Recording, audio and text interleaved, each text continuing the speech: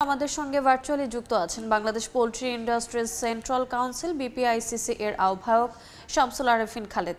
এ সময়ের বাণিজ্যে আপনাকে স্বাগত। আসসালামু আলাইকুম। ওয়ালাইকুম সালাম।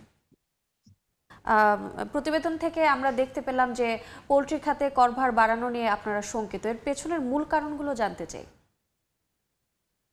প্রথমত আসলে কিছু কিছু ক্ষেত্রে গড় আসলে কমানো হয়েছে, এটা ঠিক। যেমন আমাদের টিডিএস ছিল, সেটা কমিয়ে দেওয়া হয়েছে। কিছু কিছু ক্ষেত্রে এসটি সাপ্লিমেন্টারি ডিউটি ছিল, সেগুলো কমিয়ে দেওয়া হয়েছে। কিন্তু ডাইরেক্ট ট্যাক্স যেগুলো, যেমন ইনকাম ট্যাক্স অথবা টার্নওভার ট্যাক্স, সেটা অনেক বাড়িয়ে ফেলা হয়েছে। আগে তো আমরা ট্যাক্স এক্সাম্পটেড সেক্টর ছিলাম, 15% ট্যাক্স ছিল, সেটা এক ধাপে এটা 27.5% করে দেওয়া হয়েছে। 0.6% ছিল টার্নওভার ট্যাক্স, যেটা 1% করে দেওয়া হয়েছে অ্যাক্রস দ্য বোর্ড, মানে সমস্ত সেক্টরে এটা করা হয়েছে।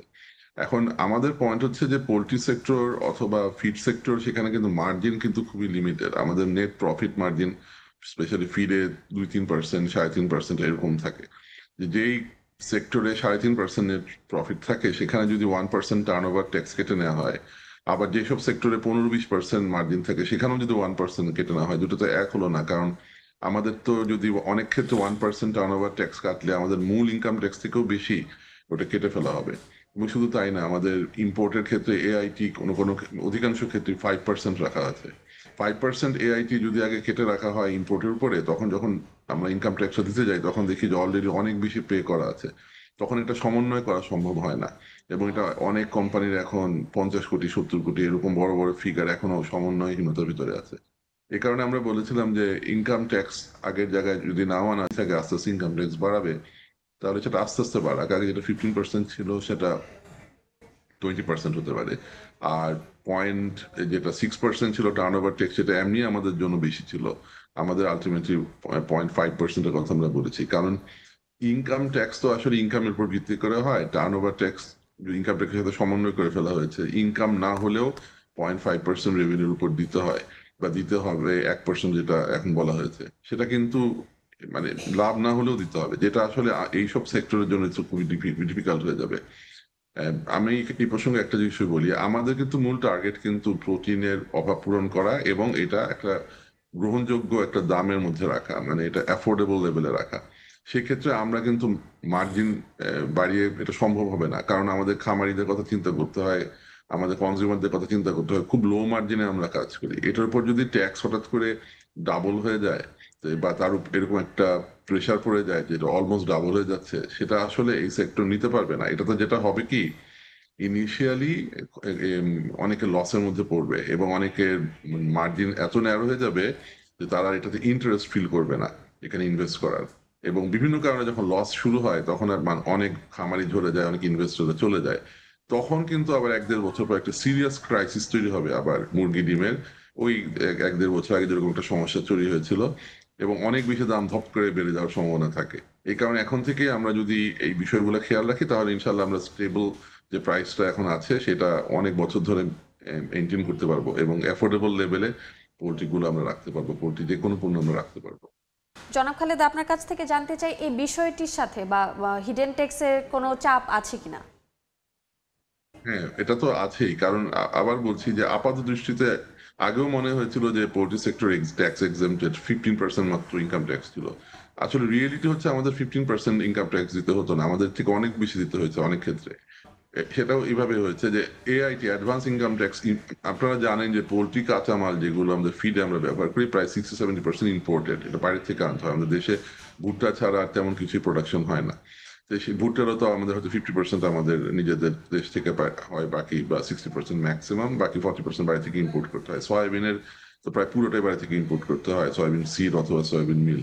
তো সেটার উপরে যদি 5% বা 2% থেকে 5% আপনার এআইটি থাকে, তখন কি হয় যে আপনার অলরেডি কিন্তু আপনি যে পরিমাণ ট্যাক্স পে করে ফেলেছেন ইম্পোর্ট করার সময়, যখন অরিজিনাল ইনকাম ট্যাক্সটা মেজার করা হয়, তখন দেখা হয় যে আপনি অলরেডি 20-30 কোটি টাকা বা 10-15 কোটি টাকা আপনার এক্সট্রা পেমেন্ট হয়ে গেছে। প্রতি বছর এরকম করে হচ্ছে।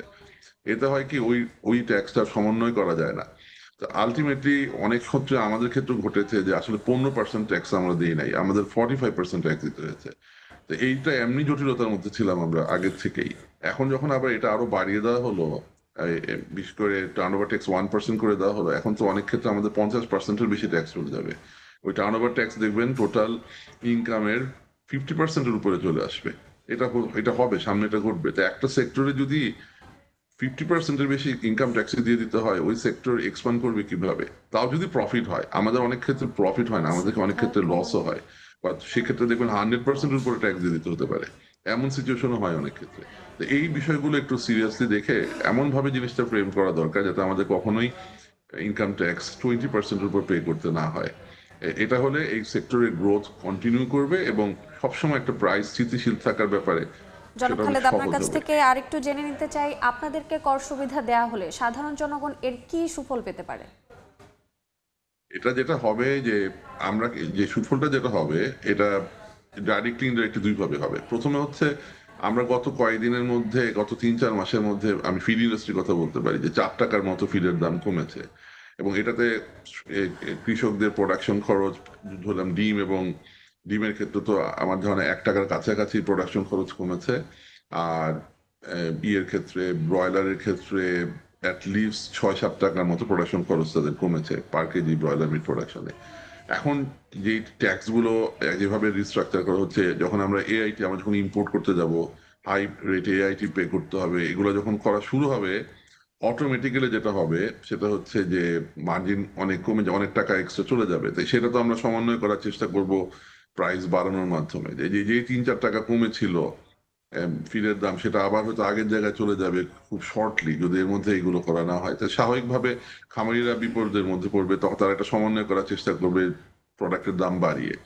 এখন ২ টা হতে পারে। এক হতে পারে যে খামারিরা লস করা শুরু করবে আরো বেশি হারে। বর্তমানে তারা এমনি খুব খারাপ অবস্থায় আছে, আরো খারাপ অবস্থার মধ্যে পড়বে। অথবা যদি দাম বাড়ানো সম্ভব হয় তাহলে ভোক্তাদের আবার আরেকটু বেশি দাম দিয়ে পোল্ট্রি পণ্য কিনতে হবে।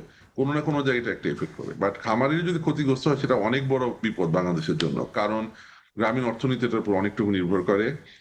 এমপ্লয়মেন্ট জেনারেশনের একটা অনেক বড় খাত হচ্ছে পোল্ট্রি খাত, স্পেশালি রুরাল ইউথ এবং রুরাল উইমেনদের জন্য এটা বাধাগ্রস্ত হবে এবং এটা কিন্তু অনেক লম্বা সিগনিফিকেন্স আছে এই বিষয়গুলো, অনেক বড় ইম্প্যাক্ট পড়বে। এছাড়া বাইরে আরেকটা প্রবলেম হবে, সেটা হচ্ছে যদি তারা আস্তে আস্তে কমে যায়, খামারির সংখ্যা দিন দিন কমতে থাকে, তখন যেটা হবে ক্রাইসিস তৈরি হবে। আমি আগেই বলেছি যে ক্রাইসিস তৈরি হবে পোল্ট্রি পণ্যের, ডিম এবং মুরগির একটা ক্রাইসিস তৈরি হয়ে যেতে পারে সামনে, যেহেতু খামারিরা ঝরে যায় যদি এবং শুধু তাই না, অন্য ফিড মিলাররাও জনাব অনিৎসাহিত খালেদ, বোধ আপনাকে করবে। ধন্যবাদ। আমরাও চাই পোল্ট্রি খাতে কর সুবিধা বজায় থাকুক এবং সাধারণ মানুষের হাতের নাগালে থাকুক ডিম মুরগির দাম।